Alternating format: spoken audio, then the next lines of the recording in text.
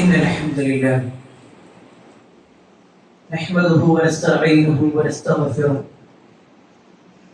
ونعوذ بالله من شرور أنفسنا ومن سيئات أعمالنا. من يهده الله فلا مضل له ومن يضلل فلا هادي له. وأشهد أن لا إله إلا الله وحده لا شريك له وأشهد أن محمدا عبده ورسوله أرسله بالهدى ودين الحق ليظهره على الدين كله ولو كره المشركون. اللهم صل على محمد وعلى آل محمد كما صليت على إبراهيم وعلى آل إبراهيم إنك حميد مجيد. اللهم بارك على محمد وعلى آل محمد كما باركت على إبراهيم وعلى آل إبراهيم إنك حميد مجيد. يا أيها الذين آمنوا اتقوا الله حق تقاته ولا تموتن إلا وأنتم مسلمون.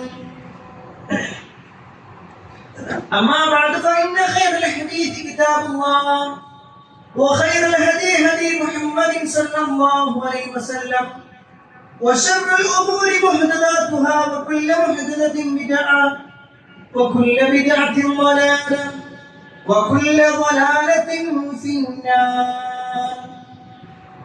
أعوذ بالله من الشيطان الرجيم. بسم الله الرحمن الرحيم. فرددناه إلى أمه كي تقر عينها ولا تحزن ولتعلم أن وعد الله حق ولكن أكثرهم لا يعلمون. يا أيها الناس أوصيكم وإياي أولا بتقوى الله. സ്നേഹനിധിയായ സത്യവിശ്വാസികളെ, സഹോദരന്മാരെ, അള്ളാഹുവിന്റെ വിവരത്തിനനുസരിച്ചു പ്രവാചകൻ സല്ലല്ലാഹു അലൈഹി വസല്ലമയുടെ ജീവിത ശൈലിയിലും ജീവിക്കണം എന്ന് ആദ്യമായി എന്നോടും തുടർന്ന് നിങ്ങൾ ഓരോരുത്തരോടും നടത്തുകയാണ് വസിയ്യത്ത് ചെയ്യും. വിശുദ്ധ ഖുർആനിൽ ഏറ്റവും കൂടുതൽ പരാമർശിച്ചിട്ടുള്ള ആള് മൂസാ നബി അലൈഹിസ്സലാം. പേര് പറയുക എന്ന് മാത്രമല്ല, കൂടുതലായി അദ്ദേഹത്തിന്റെ ചരിത്രവും അല്ലാഹു ഖുർആനിലൂടെ അറിയിച്ചു. അദ്ദേഹത്തിന്റെ ജനനത്തിന് മുമ്പുണ്ടായ സംഭവം, ജനനത്തോടുകൂടി ഉണ്ടായ സംഭവം, അദ്ദേഹം ഒരു തൊട്ടിലിൽ കിടക്കുന്ന സമയത്തുള്ള സംഭവം എന്ന് വേണ്ട അദ്ദേഹത്തിന്റെ ബാല്യ, കൗമാര, യൗവന, വൈവാഹിക, ദാമ്പത്യ ജീവിതങ്ങളെല്ലാം അല്ലാഹു ഖുർആനിലൂടെ അറിയിച്ചു. അദ്ദേഹത്തിന്റെ ചരിത്രം വിശദീകരിക്കുമ്പോഴെല്ലാം അദ്ദേഹവുമായി ബന്ധപ്പെട്ടുകൊണ്ടുള്ള കാര്യങ്ങളും അദ്ദേഹത്തോട് ബന്ധമുള്ള ആളുകളുടെ ചരിത്രവുമാണ്. അതിൽ അല്ലാഹു സുബ്ഹാനഹു വ തആല ഖുർആനിലൂടെ എടുത്തു പറഞ്ഞ ഒരു മൂസാ നബി അലൈഹിസ്സലാമിന്റെ ഉമ്മയെ. മൂസാ നബി അലൈഹിസ്സലാമിന്റെ ഉമ്മക്ക് ചില പ്രത്യേകതകൾ. മൂസാ നബിന്റെ ഉമ്മ എന്ന് മാത്രമല്ല, അല്ലാഹു സുബ്ഹാനഹു വ തആല അവർക്ക് മലക്കുകൾ മുഖേന ചില കാര്യങ്ങൾ അറിയിച്ചു കൊടുക്കുകയും ചെയ്തു. നമ്മൾ വിശുദ്ധ ഖുർആൻ പരിശോധിക്കുമ്പോൾ ഈ ഉമ്മയോട് അല്ലാഹു പറഞ്ഞ ഒരു വാചകമാണ് അന്ന വഅദല്ലാഹി ഹഖ്, അല്ലാഹു അവന്റെ വാഗ്ദാനം സത്യമാക്കുന്നവൻ. എന്താണോ അല്ലാഹു വാഗ്ദാനം പറയുന്നത്, അല്ലാഹു ഒരു ഉറപ്പ് പറഞ്ഞാൽ, ഒരു കരാറ് പറഞ്ഞാൽ അത് സത്യമാണ്.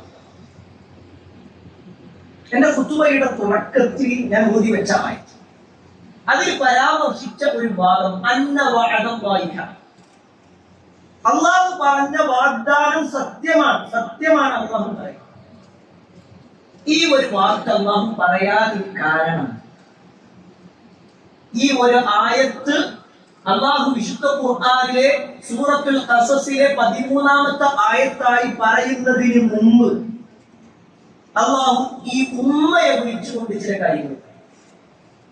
നമുക്കറിയാം, മൂസാ നബി അലൈഹി ഇസ്ലാമിന്റെ ജനനം എന്ന് പറഞ്ഞാൽ അദ്ദേഹം ബനു ഇസ്രായേലിൽപ്പെട്ടാണ്.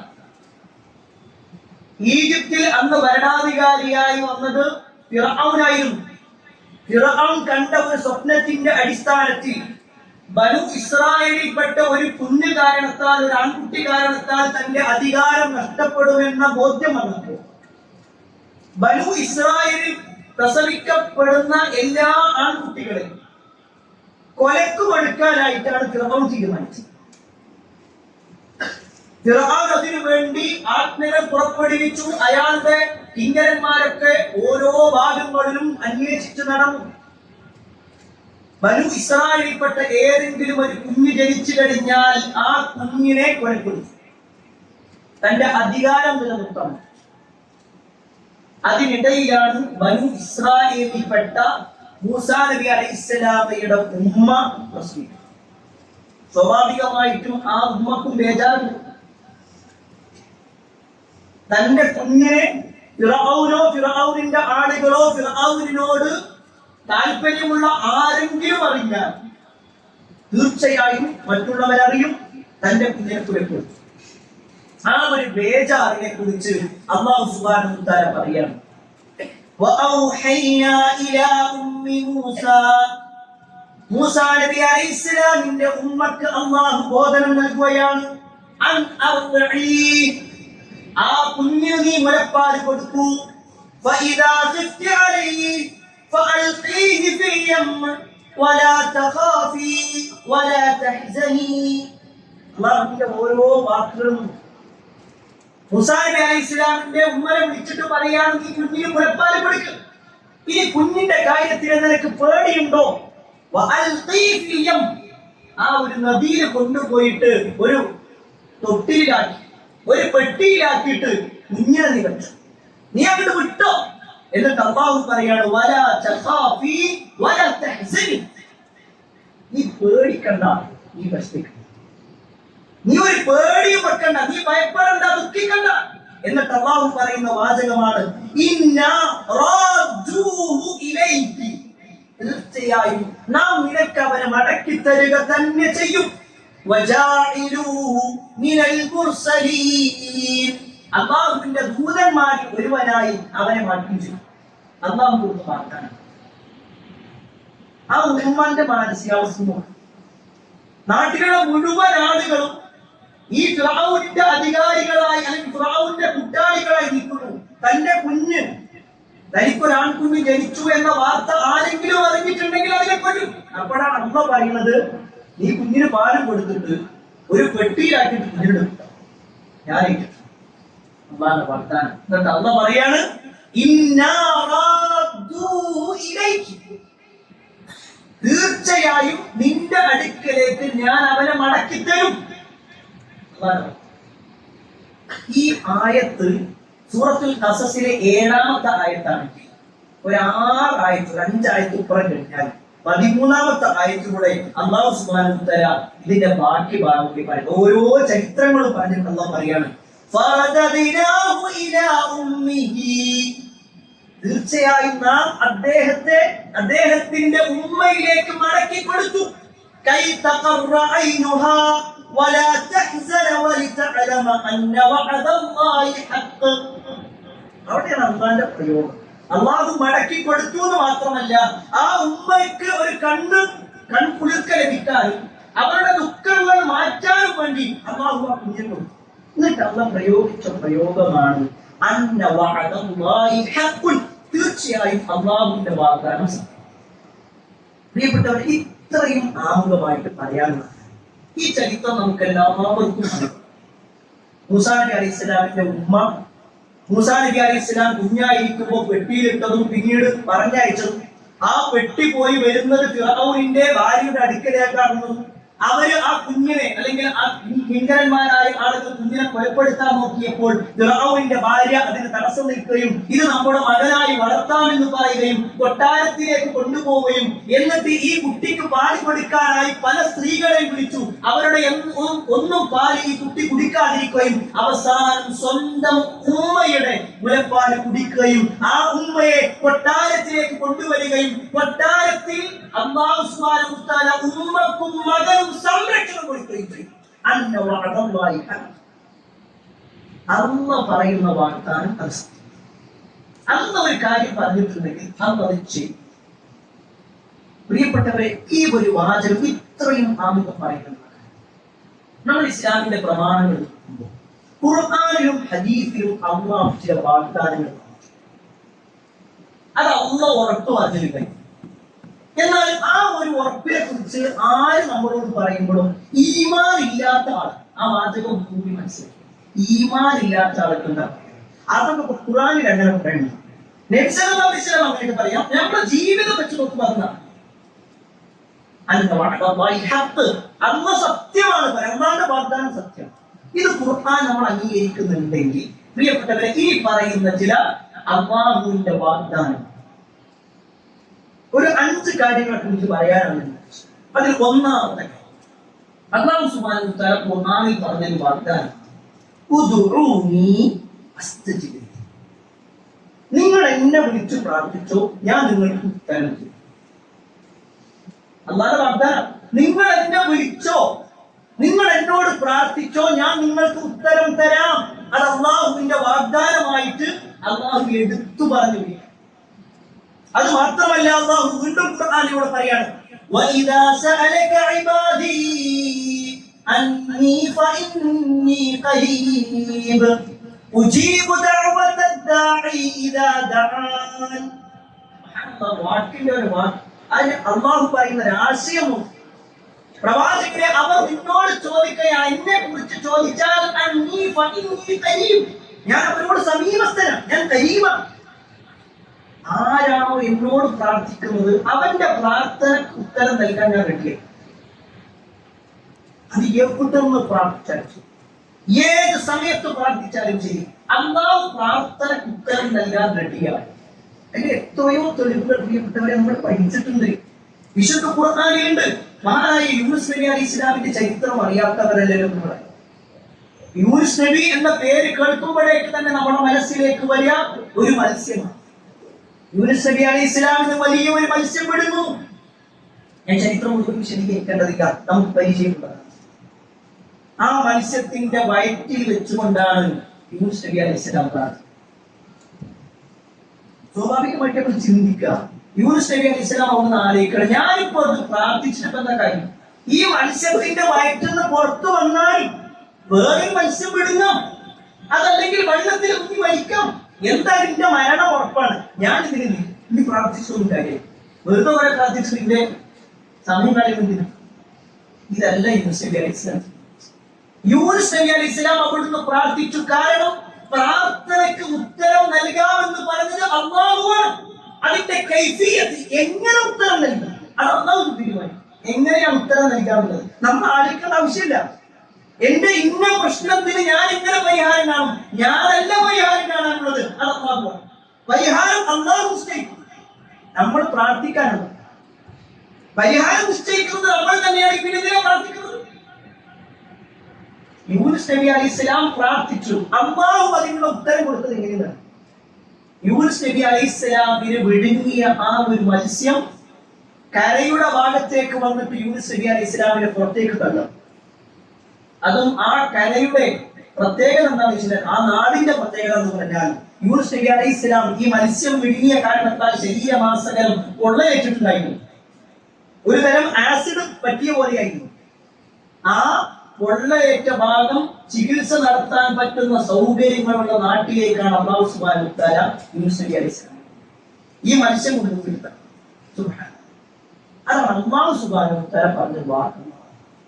നിങ്ങൾ പ്രാർത്ഥിച്ചോ, ഞാൻ നിങ്ങൾക്ക് ഉത്തരം തരും. ബദറിന്റെ തലേ ദിവസം നബി സല്ലല്ലാഹു അലൈഹി വസല്ലം പ്രാർത്ഥിക്കണം. അവിടെ നബി സല്ലല്ലാഹു അലൈഹി വസല്ലം പറയുന്നുണ്ട്, മാ വഅദ്തനി, എന്നോട് ചെയ്ത കരാർ, എന്നോടുള്ള വാഗ്ദാനം അല്ലാഹുവേ നീ പൂർത്തീകരിക്കണേ. അല്ലാഹു പൂർത്തീകരിച്ചു, മുസ്ലിമീങ്ങൾക്ക് വിജയം കൊടുത്തു. പ്രിയപ്പെട്ടവരെ, അവിടെയാണ് നമ്മൾ ഈ പറഞ്ഞ ആയത്ത് നമ്മുടെ ജീവിതത്തിൽ നിങ്ങൾ എന്നെ വിളിച്ചോ, ഞാൻ നിങ്ങൾക്ക് ഉത്തരം തരാമെന്ന് പറയുന്ന ആ ഒരു വാചകത്തിൽ നമ്മൾ ഉൾക്കൊള്ളുന്നു, വിശ്വസിക്കുന്നു. രണ്ടാമത്തെ അല്ലാഹുവിന്റെ പ്രാർത്ഥന, ഇത് ഹദീസിൽ നമുക്കാണ്. നബി സല്ലല്ലാഹു അലൈഹി വസല്ലം പറഞ്ഞ ഒരു ഹദീസിൽ നമുക്ക് മർദ്ദിതനുമായി ബന്ധപ്പെട്ടുണ്ട്. മർദ്ദിതന്റെ പ്രാർത്ഥന അത് അല്ലാഹു ചെയ്യും. മർദ്ദിക്കപ്പെട്ടവന്റെ പ്രാർത്ഥന അല്ലാഹു സ്വീകരിക്കും. റസൂലുള്ളാഹി സ്വല്ലല്ലാഹു അലൈഹി വസല്ലം പറയാണ്, മൂന്നാളുകൾ ലാ തുറദ്ദു ദഅവതുഹും, അവരുടെ പ്രാർത്ഥന അല്ലാഹു ഒരിക്കലും തള്ളില്ല. നോമ്പുകാരൻ നോമ്പ് തുറക്കുന്നതിന് മുമ്പുള്ള പ്രാർത്ഥന, നോമ്പ് തുറക്കുന്നത് വരെ അവന്റെ പ്രാർത്ഥന സ്വീകരിക്കപ്പെടുന്നതാണ്. നീതിമാനായ ഭരണാധികാരിയുടെ പ്രാർത്ഥന. എന്നിട്ട് നബി സല്ലല്ലാഹു അലൈഹി വസല്ലം മൂന്നാമതായി കൊണ്ട് പറയാണ്, ആക്രമിക്കപ്പെട്ടവന്റെ പ്രാർത്ഥന. ആക്ഷേപങ്ങൾ കൊണ്ടോ ശാരീരികമായ ഉപദ്രവങ്ങൾ കൊണ്ടോ സാമ്പത്തികമായി പ്രയാസപ്പെടുത്തിക്കൊണ്ടോ എന്തെങ്കിലും ഒരു പ്രയാസം ഒരു മർദ്ദിക്കപ്പെട്ടവൻ ഉണ്ടെങ്കിൽ അവന്റെ പ്രാർത്ഥന സ്വീകരിക്കപ്പെടുക തന്നെ ചെയ്യും. എന്നിട്ട് റസൂലുള്ളാഹി സ്വല്ലല്ലാഹു അലൈഹി വസല്ലം പറയാണ്, അവന്റെ പ്രാർത്ഥന എന്ന് പറഞ്ഞാൽ അത് കാർമേഘങ്ങളിലൂടെ വരും, ആകാശത്തിന്റെ കവാടങ്ങൾ തുറക്കപ്പെടും, അല്ലാഹുവിലേക്ക് അത് എത്തുക തന്നെ ചെയ്യും. എന്നിട്ട് അല്ലാഹു സുബ്ഹാനഹു വ തആല പറയും, വയഖൂലുല്ലാഹു തബാറക വ തആല, എന്നിട്ട് അല്ലാഹു പറയാണ്, വഇസ്സതി വജലാലി, എന്റെ പ്രതാപം തന്നെയാണ് സത്യം, ലഅൻസുറന്നക, ഞാൻ നിന്നെ സഹായിക്കുക തന്നെ ചെയ്യും. വലൗ ബഅദഹി, ഒരൽപ്പം കഴിഞ്ഞിട്ടാണെങ്കിലും ശരി ഞാൻ നിന്നെ സഹായിക്കും. വാഗ്ദാനം. ഒരാൾ മർദ്ദിക്കപ്പെട്ടവനാണ്, മറ്റുള്ളവർ കാരണത്താൽ ആക്ഷേപിക്കപ്പെട്ടവരാണ്, വിമർശിക്കപ്പെട്ടവരാണ്, ആരോപണങ്ങളിൽ ഏൽക്കപ്പെട്ടവരാണ്, ശാരീരികമായി പ്രയാസം അനുഭവിച്ചവരാണ്. എന്തു തന്നെയാണെങ്കിലും ഞാൻ നിന്നെ സഹായിക്കുക തന്നെ ചെയ്യും. അത് എത്രയെന്ന് ചോദിച്ചാൽ, ആ മർദ്ദിക്കപ്പെട്ടവൻ ഒരു സത്യനിഷേധിയാണെങ്കിൽ പോലും അല്ലാഹു സഹായിക്കും. പൊതുവെ സത്യനിഷേധിയായ കാഫിറായ ഒരു മനുഷ്യന്റെ കാര്യത്തിൽ പ്രാർത്ഥനയ്ക്ക് ഉത്തരം കിട്ടില്ല. എന്നാൽ മർദ്ദിക്കപ്പെട്ടവൻ കാഫിറാണെങ്കിൽ പോലും അവൻ പ്രാർത്ഥിച്ചാൽ ഉത്തരം തരും. ചരിത്രത്തിൽ കാണാൻ പറ്റും. ഇമാം ബുഖാരി ധരിക്കുന്ന ഹദീസിൽ കാണുന്നുണ്ട്, ഒരു സ്ത്രീയെ സംബന്ധിച്ച് നബി സല്ലല്ലാഹു അലൈഹി വസല്ലമയുടെ കാലത്ത് ജീവിച്ച ഒരു അടിമയായിരുന്ന ഒരു കറുത്ത വിഭാഗത്തിൽപ്പെട്ട ആളായിരുന്നു. അവൾ ഒരു അടിമയാണ്. ഒരു വീട്ടിലാണ് അവർക്ക് ജോലി ഉണ്ടായിരുന്നത്. ആ വീട്ടിലെ കുട്ടികളെ നോക്കൊരു പറ്റൊക്കെയായിരുന്നു അവരുടെ ഉത്തരവ്. ഒരു ദിവസം ആ വീട്ടിലുള്ള ഒരു കുട്ടിയുടെ ഒരു അരപ്പട്ട, അത് കുറച്ച് വിലയേറിയതാണ്, അതാവട്ടെ ഒരു മാംസത്തിന്റെ നിറമുള്ളതായി. അങ്ങനെയുള്ള ഒരു വശ എന്ന് പറയുന്ന പേര്, വിശാഹ് ഒരു പ്രയോഗം. ഈ കുട്ടിയുടെ അരപ്പട്ട കാണാൻ കുടുംബക്കാരെല്ലാവരും ഒരുമിച്ച് പറഞ്ഞു, ഇത് ഇവിടെ എടുത്തു. ഇവരെടുത്ത് കഴിഞ്ഞു. ഇവിടെ പറഞ്ഞ് ഞാൻ കിട്ടില്ല. ഇവരെല്ലാവരും ഇവിടെ വളഞ്ഞു എന്ന് മാത്രമല്ല, ഇവിടെ കുറ്റപ്പെടുത്തുകയും ഇവരുടെ വസ്ത്രമടിക്കുന്ന ഒരവസ്ഥയിൽ അവർ ആ സമയത്ത് കരഞ്ഞുകൊണ്ട് അവരോട് പറഞ്ഞു, ഞാൻ എത്തുന്നില്ല. അവിടെ അല്ലാഹുവിനോട് പ്രാർത്ഥിച്ചു. അവിടെ മുശ്രിക്കാണ്, പക്ഷെ നമുക്കറിയാം മുശ്രിക്കുകൾക്കും അല്ലാഹുവിൽ വിശ്വാസം ഉണ്ടായിരുന്നു. മുശ്രിക്കായിട്ട് കൂടി അവൾ പ്രാർത്ഥിച്ചു, എന്റെ ഈ അവസ്ഥയിൽ നിന്ന് എന്നെ രക്ഷപ്പെടുത്തണേ അല്ലാഹ്. ഹദീസിൽ കാണാൻ പറ്റും, കുറച്ചു കഴിഞ്ഞപ്പോൾ ഈ ഒരു സംഭവം നടന്നുകൊണ്ടിരിക്കുന്ന സമയത്തുണ്ട് ഒരു പരുന്ത് ഇങ്ങനെ ആകാശത്ത്. ആ പരുന്ത് ഒരു മാംസമാണെന്ന് വിചാരിച്ചിട്ടാണ് ഈ അരപ്പട്ടെടുത്തത്. ആ ആ പരുന്ത് പോയി നേരെ അരപ്പെട്ട ഇവരുടെ മുന്നിൽ കൊണ്ടുപോയിട്ട് ആ പരുന്ത് പറഞ്ഞു, നീ എന്നെ സഹായിക്കുക തന്നെ ചെയ്യും. നീ എന്നെ സഹായിക്കുക തന്നെ ചെയ്യും. എന്ന് പറഞ്ഞപ്പോൾ അവർക്ക് ബോധ്യപ്പെട്ടു ഈ പെണ്ണെടുത്തിട്ടില്ല, അത് പരുന്ത് കൊണ്ടുപോയതാ, മാംസമാണെന്ന് വിചാരിച്ചിട്ട് കൊണ്ടുപോയത്. പരുന്ത് പോയി അല്ലാഹു സുബ്ഹാനഹു വതആല തിരിച്ചതിനെ കൊണ്ടുവന്ന് അവരുടെ മുന്നിലേക്ക്. ഈ സംഭവം കഴിഞ്ഞതും ഈ പെണ്ണ് വല്ലാത്ത വിഷമത്തിലായി. അവൾ പറഞ്ഞു, ഞാൻ ഇങ്ങനെയൊക്കെ നിങ്ങളെ സേവിച്ചിട്ടു, നിങ്ങൾ എന്നെ തിരിച്ചു, ഇനി നിങ്ങളുടെ അടുത്ത് നിൽക്കാനുള്ളത് ഈ പ്രയാസം, നിങ്ങളെ എനിക്ക് സ്വാതന്ത്ര്യം. അവരോട് ഇങ്ങനെ ഒരു അക്രമം ചെയ്തത് കൊണ്ട് തന്നെ അവര് ആ പെണ്ണിനെ സ്വതന്ത്രയാക്കി. ഹദീസിൽ കാണാൻ പറ്റുവാക്കുന്നത് നേരെ വരുന്നത് മദീനത്തേക്ക്. റസൂലുള്ളാഹി സ്വല്ലല്ലാഹു അലൈഹി വസല്ലം അടുക്കൽ വന്നു. പ്രവാചകൻ സ്വല്ലല്ലാഹു അലൈഹി വസല്ലം അവൾക്ക് ദീനിനെ കുറിച്ച് പറഞ്ഞു കൊടുത്തു. അവൾ ഇസ്ലാം സ്വീകരിച്ചു എന്ന് മാത്രമല്ല, മദീന പള്ളിയുടെ അടുത്ത് ആയിഷ റളിയല്ലാഹു അൻഹയുടെ റൂമിന്റെ കുറച്ചപ്പുറത്തായിട്ട് ഈ പെണ്ണിന് നബി സല്ലല്ലാഹു അലൈഹി വസല്ലം ഒരു ടെന്റ് കെട്ടി കൊടുക്കാനും അല്ലാഹു നൽകിയ പരിഗണന, അവരുടെ പ്രാർത്ഥനയ്ക്ക് അല്ലാഹു നൽകിയ ഉത്തരമാണ് ഞാൻ നിന്നെ സഹായിക്കുക തന്നെ ചെയ്യും.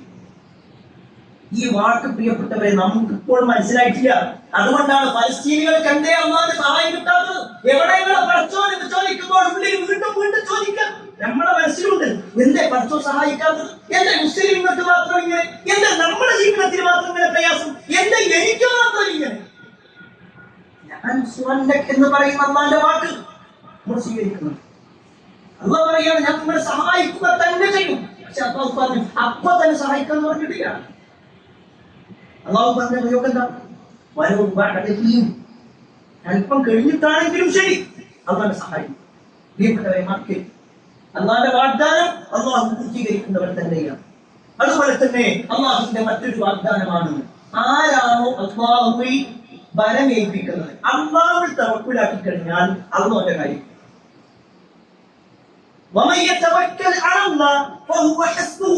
ആരാണോ അല്ലാഹുവിൽ തവക്കുലാക്കുന്നത് അവൻ അന്ന് മതി, അല്ലാഹു മതിയായവനാണെന്ന് പറയണമെങ്കിൽ ഒരു ഈമാനുണ്ട്. പൊതുവെ പല ആളുകളും എന്റെ കാര്യം ഞാൻ നോക്കാം, അതാണ് പ്രശ്നം. എന്റെ കാര്യം ഞാൻ നോക്കാം എന്ന് തീരുമാനിക്കുമ്പോൾ അല്ലാഹു മാറി നിൽക്കും. നമ്മൾ അല്ലാഹുവിനെ ഏൽപ്പിക്കണം. അതുകൊണ്ട് ആ വീട്ടിൽ നിന്ന് ഇറങ്ങുന്ന സമയത്ത് വരെ നമ്മളോട് പറഞ്ഞു, തവക്കൽതു അലല്ലാഹ് ലാ ഹൗല വലാ ഖുവത ഇല്ലാ ബില്ലാഹ്. അല്ലാഹുവിനെ ഏൽപ്പിച്ചുകൊണ്ട് ഇറങ്ങാനാ പറഞ്ഞേ. തവക്കുൽ അല്ലാഹുവിനോട്, വേറെ ഒരാളൊന്നുമില്ല. ഭാര്യ ഉണ്ടല്ലോ, വാപ്പുണ്ടല്ലോ, ഉമ്മ ഉണ്ടല്ലോ, അല്ല, അന്നുണ്ട്. അല്ലാഹുവിനെ ഏൽപ്പിച്ചിട്ടുണ്ട്. അല്ലാഹുവിനെ ഏൽപ്പിച്ചാൽ അല്ലാഹു അതിൽ പരിഹാരം കാണുക തന്നെ ചെയ്യും. അവിടെ അല്ലാഹുവിൽ ബലമേൽപ്പിച്ച ഒരാളെ നമുക്ക് പരിചയമുണ്ട്. നമ്മളെല്ലാവരും കഴിഞ്ഞ ആഴ്ചകളിലൊക്കെ കേട്ട് പരിചയമുള്ള ഒരു പേര് മഹാനായ ഇബ്രാഹിം അലൈഹിസ്സലാം. അദ്ദേഹത്തിന്റെ ചരിത്രം പറയാത്ത ഒരു തവക്കുൽ ഉണ്ടാവും. ഇബ്രാഹിം നബി അലൈഹിസ്സലാമിന്റെ ചരിത്രം നമ്മൾ കേട്ടിട്ടുണ്ട്. ഒരു നാട് മുഴുക്ക അദ്ദേഹത്തിന് എതിരാകും. അദ്ദേഹത്തിന്റെ അയൽവാസികളും കുടുംബക്കാരും സുഹൃത്തുക്കളും സ്വന്തം വാപ്പയടക്കം എതിരായി അദ്ദേഹത്തിനെ കരിക്കാൻ വേണ്ടി. ആ ചരിത്രം പ്രിയപ്പെട്ടവരെ നമ്മൾ പാലിക്കണം. ആ ചരിത്രം എന്ന് പറഞ്ഞാൽ ഒരു സുപ്രഭാതത്തിൽ ഒരൊറ്റ നിമിഷം കൊണ്ടുണ്ടായതല്ല. അങ്ങനെയോ തീക്കുണ്ടാരം ദിവസങ്ങളോളം ആ തീക്കുണ്ടാരം ഇങ്ങനെ കത്തിക്കുക ചരിത്രത്തിൽ കാണാൻ പറ്റും. പല സ്ത്രീകളും അവരുടെ ഗർഭം നടക്കാൻ വേണ്ടിയിട്ട്, സുഖപ്രസവം ഉണ്ടാകാൻ വേണ്ടിയിട്ട് ഇബ്രാഹിം നബി അലൈഹിസ്സലാമിനെ കൊല്ലാനുള്ള ഈ തീക്കുണ്ടാരത്തിലേക്ക് ഞാനിതാ ഇത്ര വിറക് കൊടുക്കുക എന്ന് നേർച്ചയാക്കിയിരുന്ന സ്ത്രീകൾ ഉണ്ടായിരുന്നു. അവരുടെ ആവശ്യ പൂർത്തീകരണത്തിന് വേണ്ടിയിട്ട് നേർച്ചയാക്കിയിരുന്നു. അപ്പൊ എത്ര കാലം ആ ഒരു തീക്കുണ്ടാരം കത്തിച്ചിട്ടുണ്ടാവും. അത് നല്ലോണം കത്തിയ സമയത്താണ് ഇബ്രാഹിം നബി അലൈഹിസ്സലാമിനെ മരിച്ചത്. അതിന് മുമ്പുള്ള അവസ്ഥ ആലോചിച്ചു. ഇബ്രാഹിം നബി അലൈഹിസ്സലാം ആ നാട്ടിൽ തന്നെ ജീവിക്കുന്നത്. അദ്ദേഹത്തിന് അറിയാം ഈ തീക്കുണ്ടാരം ഉണ്ടാക്കുന്നത് എനിക്ക് എന്നെ കൊലപ്പെടുത്താൻ വേണ്ടിയിട്ടാണ്.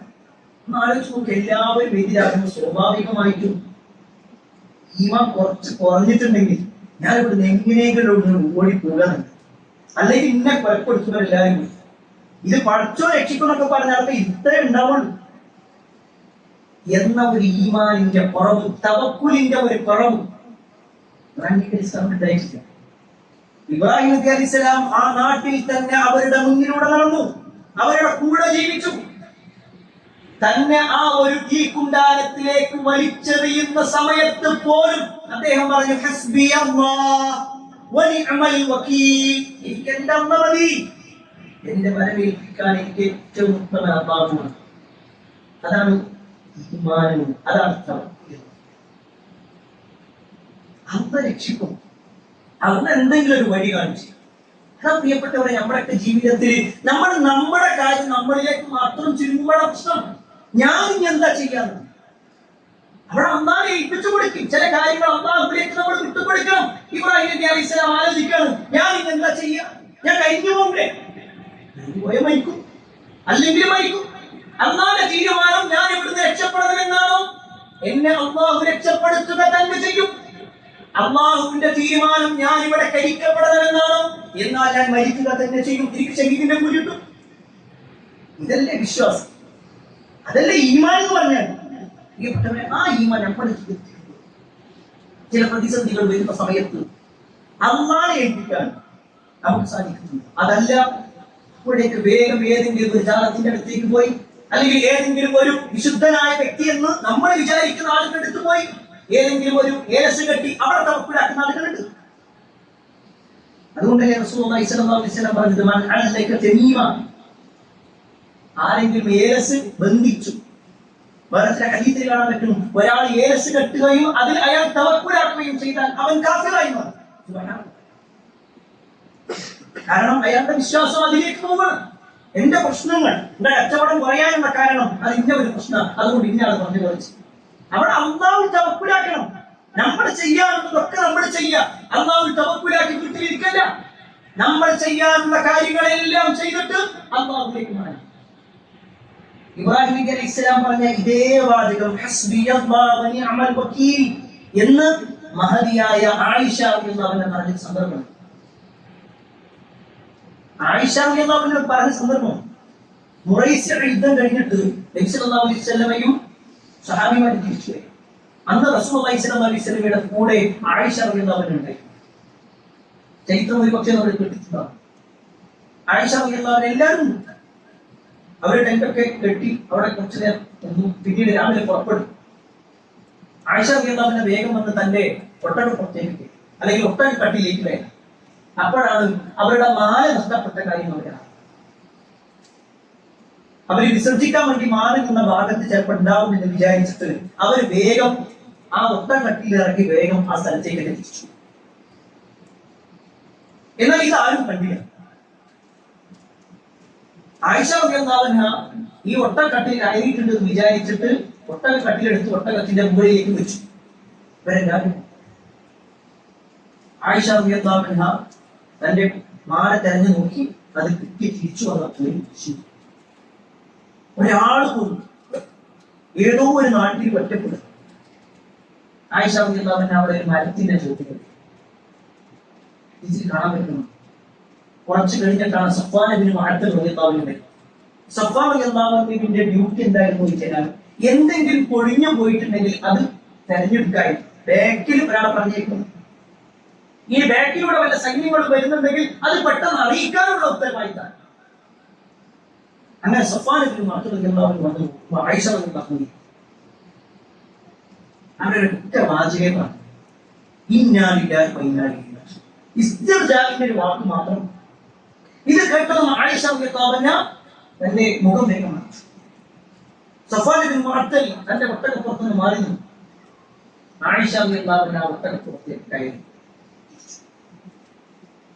ആ ഒരു വരവ് മദീനയിൽ ഉണ്ടായിരുന്ന മുനാഫിക്കുകളിൽ പല ആളുകളും ഏറ്റുപിടിച്ചു. നബി സല്ലല്ലാഹു അലൈഹി വസല്ലമയെ എങ്ങനെയെങ്കിലും ഉപദ്രവിക്കണമെന്ന് വിചാരിച്ചു നടക്കുന്ന ആളുകളാണ്. അതുകൊണ്ട് തന്നെ റസൂലുള്ളാഹി സ്വല്ലല്ലാഹു അലൈഹി വസല്ലമയുടെ പ്രിയ പത്നിയായ ആയിഷ റളിയല്ലാഹു അൻഹയെയും ഒരു സ്വഹാബിയെയും വെച്ചുകൊണ്ട് ഇല്ലാത്തത് ഉണ്ടാക്കിയിട്ടുണ്ട്. പിന്നീട് ചരിത്രത്തിൽ കാണാൻ പറ്റും അല്ലാഹു സുബ്ഹാനഹു വ തആല അതിന് മറുപടി കിട്ടുന്നുണ്ട്. ഈ പറഞ്ഞ മുഴുവൻ ആരോപണം നടത്തിയ ആളുകൾക്ക് അല്ലാഹുവിന്റെ മറുപടി ഖുർആനിലൂടെ അല്ലാഹു സൂറത്തുൽ നൂറിൽ ഇറക്കി. ഈ സംഭവം കഴിഞ്ഞ് ഏതാനും ദിവസം കഴിഞ്ഞു ആയിഷ റളിയല്ലാഹു അൻഹയോട് ചോദിക്കുകയാണ് പ്രവാചകന്റെ മറ്റു ഭാര്യമാരെ ചോദിച്ചു, നിങ്ങൾ ആ ഒട്ടകപ്പുറത്തേക്ക് കയറുമ്പോൾ നിങ്ങൾ എന്തെങ്കിലും പ്രാർത്ഥിച്ചു? അവർ പറഞ്ഞു, എന്താ പ്രാർത്ഥിച്ചു? എനിക്ക് എന്റെ അല്ലാഹു മതി, എനിക്ക് ബലമേൽപ്പിക്കാൻ എന്റെ റബ്ബ് മതി. അവൻ അത് കിട്ടും. ആ ഒരു വാക്ക് അല്ലാഹു സ്വീകരിച്ചു. യാതൊരു പോറലും ഏൽക്കാതെ മദീനത്തെത്തി എന്ന് മാത്രമല്ല, അവർക്കെതിരെ ആരെല്ലാം ആരോപണങ്ങൾ പറഞ്ഞപ്പോൾ അതിനെല്ലാം അക്കമിട്ടുകൊണ്ട് ലോകാവസാനം വരെ അല്ലാഹു മറുപടി കൊടുത്തു. ഒരാൾക്ക് ഒരു സമയത്ത് മറുപടി കൊടുക്കല്ല. ലോകാവസാനം വരുന്ന ആളുകൾക്ക് ആയിഷ റളിയല്ലാഹു മാതൃകയുണ്ടെന്ന് പഠിപ്പിച്ചു കൊടുത്തു. അവർ അത്രത്തോളം ശുദ്ധിയുള്ള ആളാണെന്ന് നബി സല്ലല്ലാഹു അലൈഹി വസല്ലം ബോധ്യപ്പെട്ടു. ആളുകളെ ബോധ്യപ്പെടുത്തി.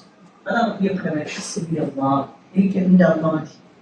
എന്റെ എന്ത് പ്രശ്നം ഉണ്ടെങ്കിലും അത് ഞാനല്ല, എന്റെ നമുക്ക് തീർക്കാൻ കഴിയുന്നവൻ. ആ ഒരു ബോധ്യമാണ് ഒരു വിശ്വാസിക്ക് ഉണ്ടാവുന്നത്. അല്ലാഹു തവക്കുലാക്കൽ വമൻ യതവക്കൽ അലല്ലാഹ് ഫഹുവ ഹസ്ബുഹ്. അവരെ സംബന്ധിച്ചിടത്തോളം അത് മതിയായി. അല്ലാഹുവിന്റെ വാഗ്ദാനം. നാലാമത്തെ കാര്യം അള്ളാഹുവിന്റെ വാഗ്ദാനങ്ങളിൽപ്പെട്ട ഒന്നാണ്, അള്ളാഹിന്റെ മാർഗത്തിൽ ഒരാൾ ചെലവഴിക്കുകയാണെങ്കിൽ അള്ളാഹു അവർ വർദ്ധിപ്പിച്ചു. ഒരു ഹദീസിൽ കാണാൻ പറ്റും, അല്ലാഹു സുബ്ഹാനഹു വ തആല പറയാണ്, യബ്ന ആദം, അല്ലയോ ആദമിന്റെ മകനേ,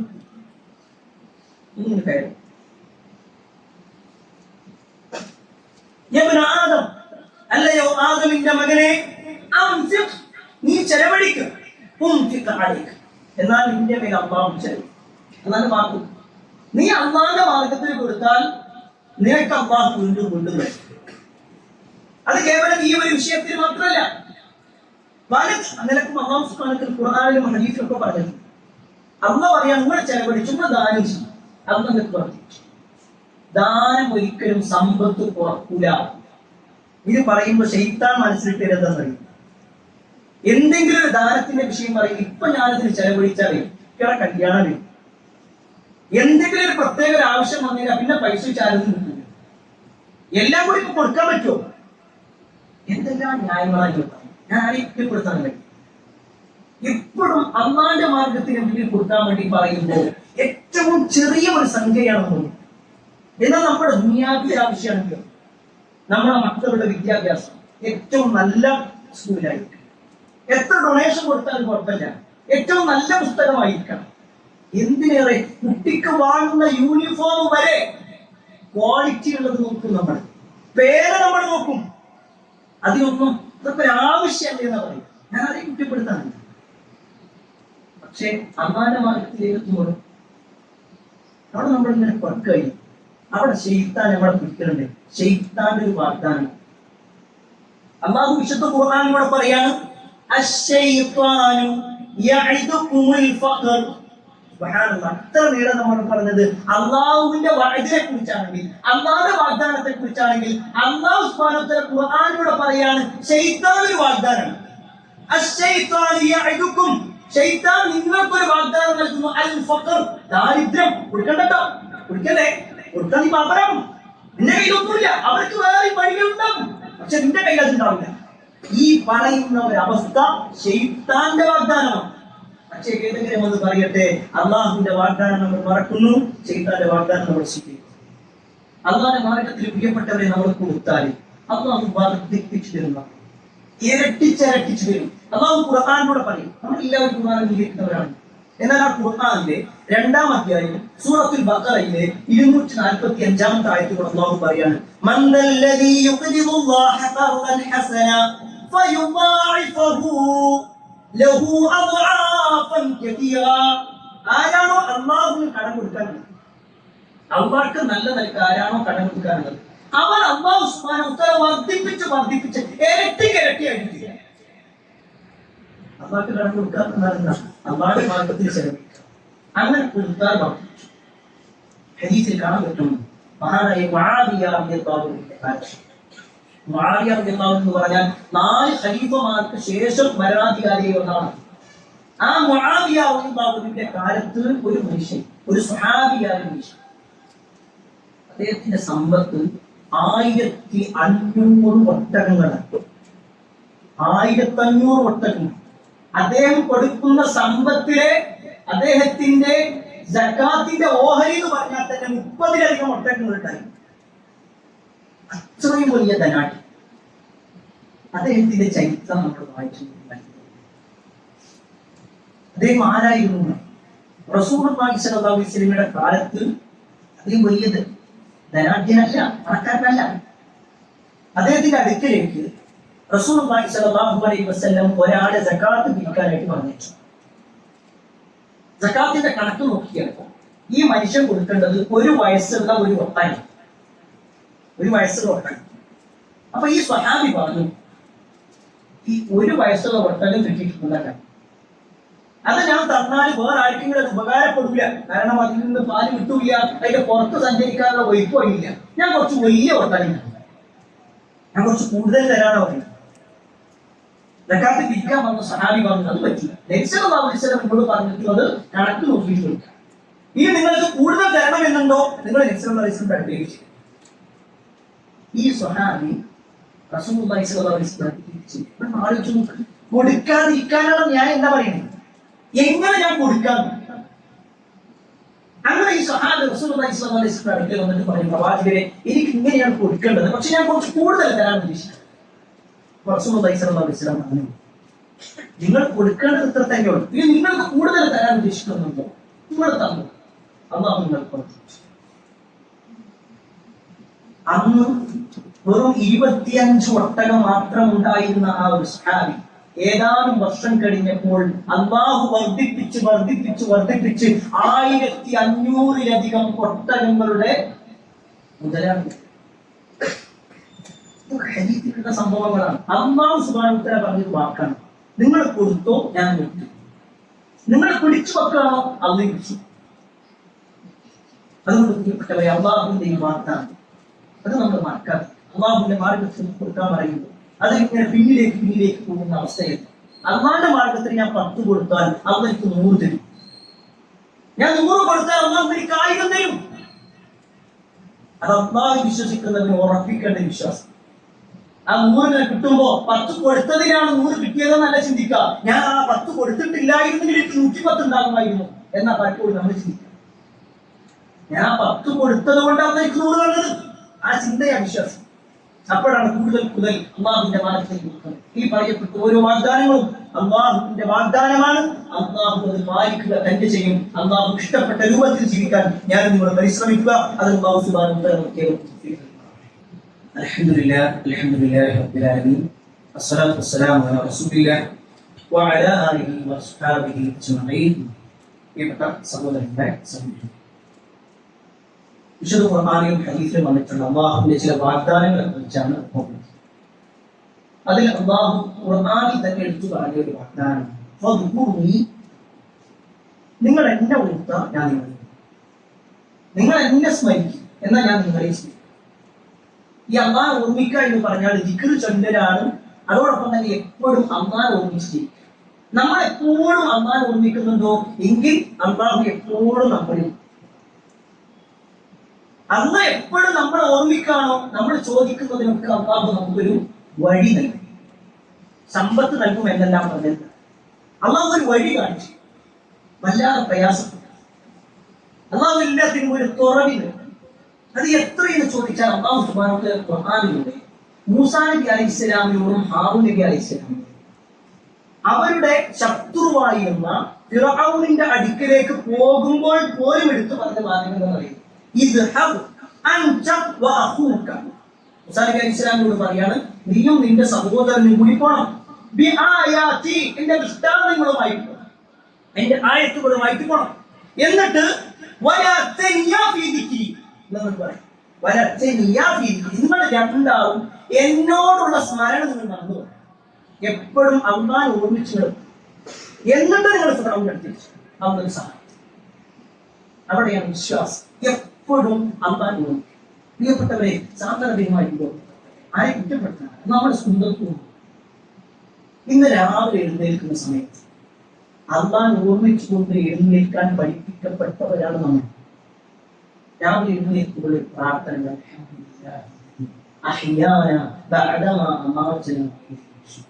നമ്മൾ എത്ര അടങ്ങിച്ചു.